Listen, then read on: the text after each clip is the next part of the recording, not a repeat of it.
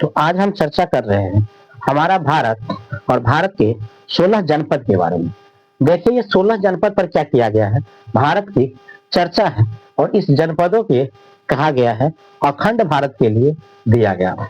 तो कुल कितने जनपद हैं? 16 जनपद।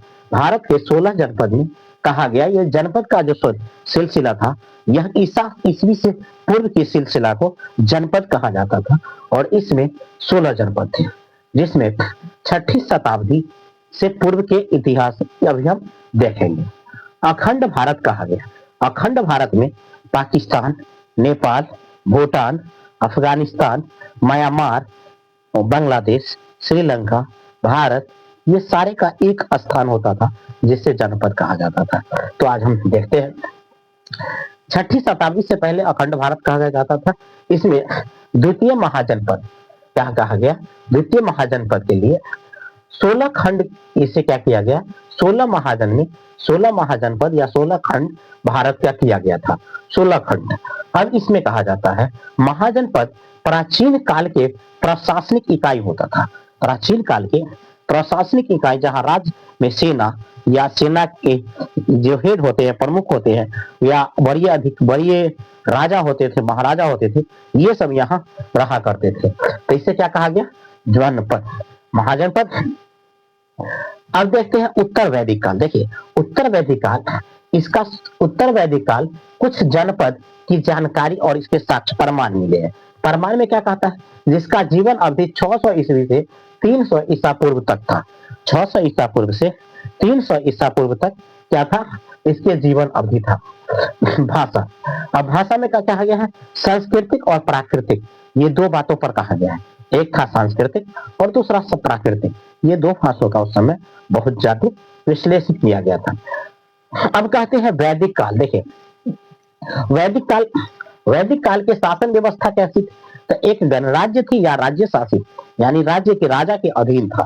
ठीक है, गणराज्य और राजतंत्र, जो राजा के अधीन होता है उसे राजतंत्र कहा जाता है। तो इसके अधीन थे ये। अब क्या कहते हैं आगे? अब कहते हैं तो उत्तर वैदिक काल। देखिए उत्तर वैदिक काल में कहा गया कि इस समय उत्तर प्रदेश के पूरब वाला हिस्सा, उत्तर प्रदेश के पूर्वी क्षेत्र और बिहार के पश्चिमी क्षेत्र, ये दोनों जो सटता है बॉर्डर लाइन जिसको कहिए, तो बॉर्डर लाइन में क्या होता था?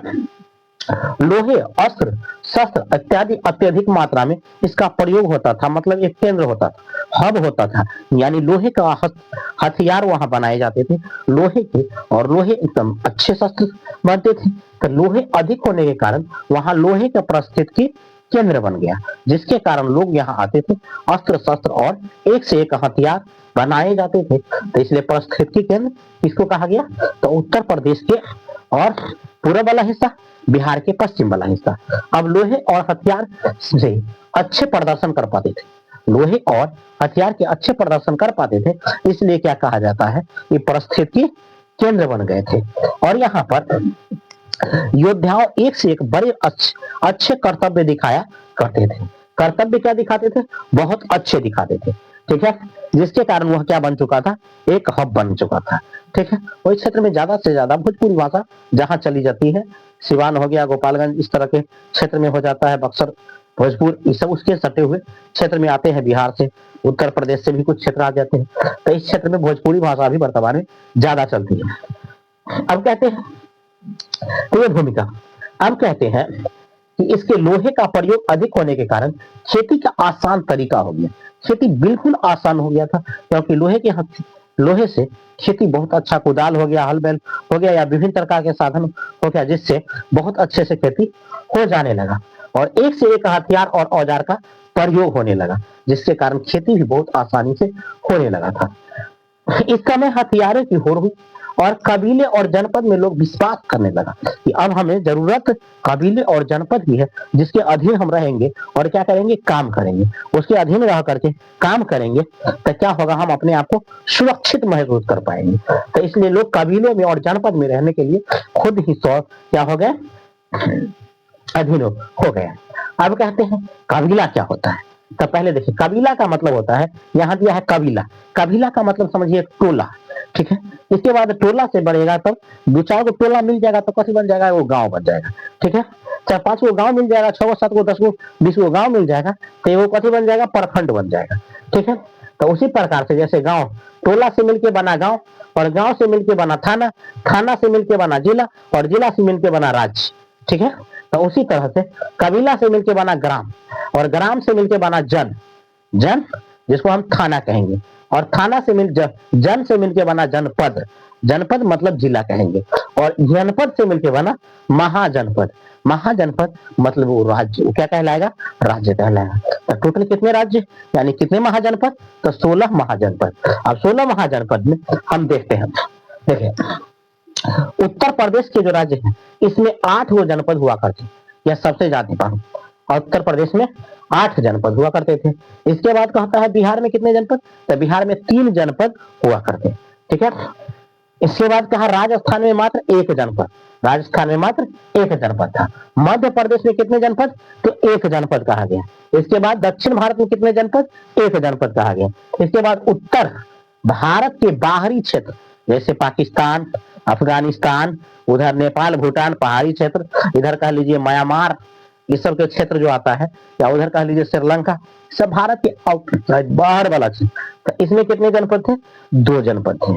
ठीक है, तो ये टोटल कितना हो जाता है, 8 3 11 1 12 13 14 और 2 16, कुल कितने जनपद हो गए, 16 जनपद।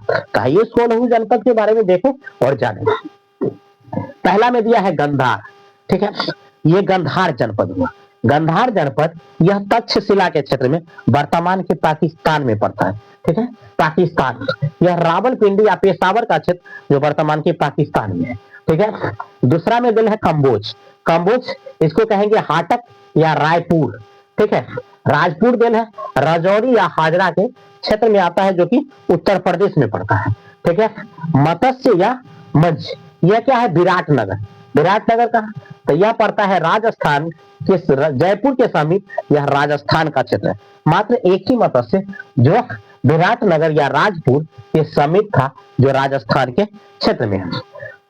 अब आ जाते हैं, मत्स्य हो गया, मत्स्य के बाद आता है कुरुक्षेत्र। कुरुक्षेत्र को उस समय, कुरुक्षेत्र यानी दिल्ली, और क्या कहेंगे, यह इंद्रप्रस्थ के नाम से जाना जाता। इंद्रप्रस्थ जो आज हमारा दिल्ली है, उस समय वह इंद्रप्रस्थ हुआ करते थे। ठीक है, और कुरुक्षेत्र के मैदान जो आज पानीपत का मैदान है, वह कुरुक्षेत्र का मैदान उस समय में हुआ करता था। हरियाणा में है ना कुरुक्षेत्र यानी पानीपत का मैदान, एक समय था कि वह क्या था, कुरुक्षेत्र के मैदान। आज हम पानीपत के मैदान कहेंगे, कहते हैं पानीपत, सोनीपत, पानीपत, और उस समय में हुआ करता था कुरुक्षेत्र का मैदान। ठीक है, महाभारत जब हुआ था। अब कहते हैं यह दिल्ली, मेरठ और हरियाणा के क्षेत्र में पाया जाता है। दिल्ली, मेरठ और हरियाणा के क्षेत्र में पाए जाते हैं। अब आगे देखिए, इसके बाद आता है सूरसेन। सूरसेन कहाँ है, यह मथुरा है। मथुरा उत्तर प्रदेश, उत्तर प्रदेश के क्षेत्र में पड़ता है। अगला आता है कौशल। कौशल बोले तो श्रावस्ती। ये क्या है, श्रावस्ती, फरीदाबाद या गैंडा या बहराइच, ये सारे के सारे कहाँ जाता है, उत्तर प्रदेश यूपी के क्षेत्र में आ जाते हैं। इसके बाद कहते हैं पंचाल। देखिए पंचाल है तो अहिछत या कपिल लय, ये दोनों कहाँ पड़ता है क्षेत्र, तो इसको कहेंगे पंचाल। यह भी यूपी का क्षेत्र में आ जाता है, जिसे बरेली, बदायूं या फरीदाबाद, ठीक है, फरुद्दाबाद, ये तीनों क्षेत्र में आ जाता है। कौन, जिसे हम पंचाल कहेंगे। पंचाल उस समय का पंचाल, आज का क्या होगा, बरेली, बरेली, बदायूं, फरुखाबाद, यूपी में पड़ता है। इसके बाद चेंदी। चेंदी देखिए, चेंदी वर्तमान के क्या बन चुका है, शक्ति। उस समय चेंदी या शक्तिमती, वर्तमान में यह बुंदेलखंड के नाम से जाना जाता है। यह बुंदेलखंड भी कहा, उत्तर प्रदेश में। तो सबसे ज्यादा जनपद, महाजनपद कहाँ, उत्तर प्रदेश में हुआ करते थे, 16 जनपद। ठीक है, अब कहते हैं तो चेंदी हो गया। इसके बाद वत्स्य या वज्जी, यह कौशाम्बी के क्षेत्र है। कौशाम्बी, इलाहाबाद उत्तर प्रदेश या इलाहाबाद कहिए या मिर्जापुर कहिए। ठीक है, इलाहाबाद, मिर्जापुर या कौशाम्बी के क्षेत्र में आ जाता है, ये भी उत्तर प्रदेश में है। इसके बाद कहेंगे मल्ल। मल्ल कहाँ है, तो मल्ल भी उत्तर प्रदेश में ही पड़ता है। मल्ल, उसे कहते हैं कुशावती, क्या कहा जाता है, कुशावती या कुशीनगर। ठीक है, यह देवरिया उत्तर प्रदेश में पड़ता है। कहाँ, देवरिया का उत्तर प्रदेश का क्षेत्र है, जिसे मल्ल कहा जाता था। ठीक है, इसके बाद कहेंगे अस्मक। अस्मक यानी पाटक, ये क्या है, गोदावरी नदी के दक्षिण क्षेत्र में है। यह मात्र दक्षिण भारत का एक क्षेत्र है जो इसमें क्या कहा गया, अस्मक, यह दक्षिण भारत का था। यह कहाँ का, दक्षिण भारत के क्षेत्र था। अब कहेंगे अवंती। देखिए ये अवंती का क्षेत्र क्या है, अवंती का क्षेत्र। अवंती का क्षेत्र क्या है, फैजना, फैजान या महिष्मती, फैजान या महिष्मती का क्षेत्र। इसमें क्या कहा गया, देखिए फैजान या महिष्मती का क्षेत्र यह मालवा के मध्य प्रदेश, क्या कहेंगे, मालवा या मध्य प्रदेश के क्षेत्र में आ जाते हैं। कहा, मध्य प्रदेश। कौन था, अवंती। उज्जैन, क्या पड़ता है, उज्जैन या महिष्मती। फिल्म भी है महिष्मती, ठीक है, एक महिष्मती, बहुत अच्छा फिल्म दिया है, ठीक है। तो वहां आज भी धरोहर देखने को उस तरफ से मिलता है। अवंती के क्षेत्र मालवा का मध्य प्रदेश में आता है। अब कहता है एक वज्जी। वज्जी बोले तो यह क्या है, 14वां जनपद। इस वैशाली का क्षेत्र, इसे वैशाली, विदेह या मिथिला, ये तीनों कहां पड़ता है, तो ये विदेह, वैशाली, मिथिला, ये सब बिहार का है। आगे देखिए वैशाली, मुजफ्फरपुर और दरभंगा, ये बिहार में पड़ता है, ठीक है। तो ये तीनों बिहार के क्षेत्र आ जाता है, जिसको हम वज्जी कहते हैं। बिहार में 3 गो जनपद है। बिहार में कितने जनपद है, 3 जनपद। तो एक वज्जी है, अंग है, मगध है, ठीक है। पूरे भारत के 16 जनपद में सबसे शक्तिशाली जनपद तो मगध हुआ करते थे। मगध जो कि बिहार था, इसकी राजधानी पाटलिपुत्रा को बनाया गया था, ठीक। तो अंग, अंग कहा, चंपा। ये इसके कौन कौन क्षेत्र आ जाते हैं, तो इसमें भागलपुर, मुंगेर, ये बिहार का क्षेत्र था। भागलपुर और मुंगेर का क्षेत्र वर्तमान में जो है वह उस समय का अंग प्रदेश हुआ करते थे।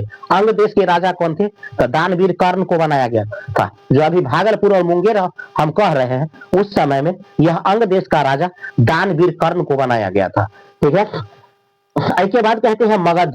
तो मगध, मगध के गिरिराज या राजगिरी, यह पटना, गया, नवादा, बिहार का क्षेत्र, जिसकी राजधानी पाटलिपुत्रा बना, ठीक है, उस समय।